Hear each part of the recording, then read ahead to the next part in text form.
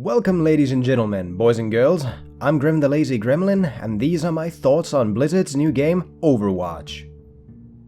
To start off, I should mention I'm not exactly a big fan of FPS games. I've played a few in my time, but mostly really enjoyed the semi-realistic or straight up absurd, some of which are the Unreal Tournament games. Ah, good times. I did give Team Fortress 2 a whirl, but felt something was amiss and ended up using it only as a platform for some of my 3D projects, specifically a few rough hats. That's not to say I didn't like the game per se, just that it didn't appeal to me for more than a few rounds. Overwatch, however, is exactly what I wanted from Team Fortress 2, but never knew I did. The seamless melding of team-based shooting with some mobile elements is honestly to die for. I do have some nitpicks, but for the most part, this video is going to be singing the game's praises. First of all, one of the main issues with a lot of people, it seems, happens to be, for me, one of the game's greatest strengths: the compact nature of it all.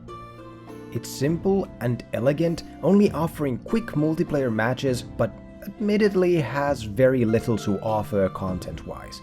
I've been hearing people say that it's shallow or the value proposition is too low, and I do agree to a point. Yes, I would like there to be more game modes. Yes, the game doesn't have a story mode, and yes, it'd be nice to have even a short one, just to explain why the hell we're fighting one another for that matter.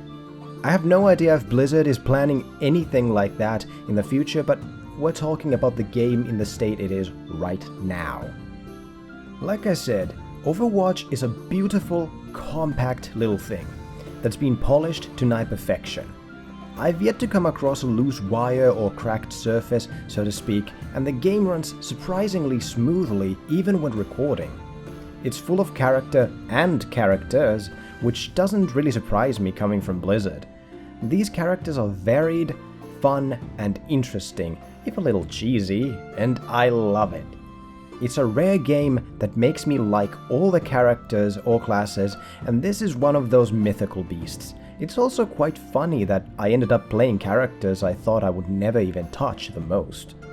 Characters like Lucio and Symmetra are so much fun, and I've performed some stupid saves with Lucio's wall skate ability, which left me in awe for a few moments.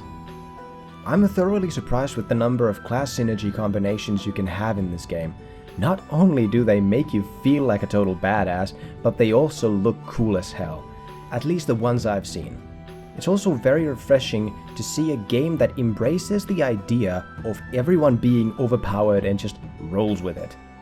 This makes the gameplay feel satisfying and rewarding, and even accidents can turn into a groundbreaking turnaround. Feeling like a total badass now 100% of the time, some characters can feel a tad too overpowered, but I'm not one for whining about game balance. I'm not even experienced enough to talk about such things when it comes to Overwatch. I've just heard some whispers here and there about this one particular character, McCree, being a bit too strong to the point where said character is in every pro tournament whatnot composition and should probably be tweaked just a little bit. It's obvious a lot of work went into the level design, and it shows. The maps are beautiful, detailed, and offer a lot of variety for traversing it on various characters. This made me grin like an idiot the first time I figured out some of the ways you could get behind your opponent as pesky little assassin type characters. It also adds a hint of dread knowing that a goddamn Reaper could drop on your ass at any given time and totally wipe the floor with you.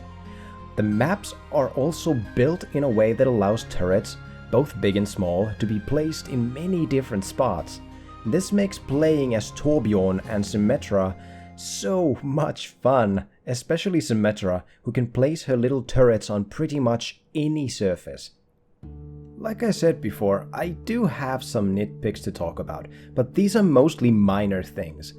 One of these nitpicks is Hanzo's ultimate. Since the game is so beautiful and well polished, it's a little distracting when you see Hanzo shoot his dragon ultimate through a wall. To me, it looks sort of kinda cheap and doesn't transition well through objects. Another thing, and this is going to be fixed, is play of the game. Now, I know play of the game doesn't matter, that it's just a cool little thing at the end of the match, but it gets a little repetitive when the same characters always manage to get it. We all know whom I'm talking about. On top of that, I've also got the play of the game when I really shouldn't have, like when I fumbled to barely kill 2 people, yet somehow got the play of the game for no real reason whatsoever. I'm sure all these little things will be fixed in the future, and I don't doubt it for a second that Blizzard would ignore such issues, especially in their new flagship game. Now there's a segue to the next topic. Things that will most likely never be fixed. I'm sure most of you can already guess what I'm about to say. Microtransactions. We have microtransactions in Overwatch. Now, I don't mind microtransactions if they're reasonable, both in content and in price, but unfortunately, that is just not the case here. Overwatch is of course sporting a system that allows you to buy loot boxes. Loot boxes of all things. Now, you might be familiar with loot boxes from other games such as CSGO or Star Wars: The Old Republic, and I'm sure you know how risky they are. I'm just going to say it. I hate loot boxes. Paying for a random roll at totally random drops is ludicrous to me. I would much rather just buy what I want instead of fumbling about trying to desperately get the drop I want by throwing more money at the system than is warranted.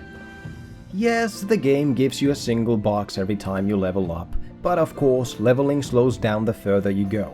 This means the whole leveling system was designed with selling loot boxes in mind, and that's a little silly in my opinion. Thankfully, the only thing that loot boxes contain are skins, icons, voice lines, emotes, victory poses, sprays, and in-game gold that can be used to purchase things. So, to wrap this up, Overwatch is a fantastic, compact little game with a lot of promise, and I'm looking forward to seeing what Blizzard brings out next. It's best played in short bursts, and I suggest getting a few friends to play the game with you to get the full experience. Despite its few outstanding flaws, it's a shining example to all game developers in my honest opinion.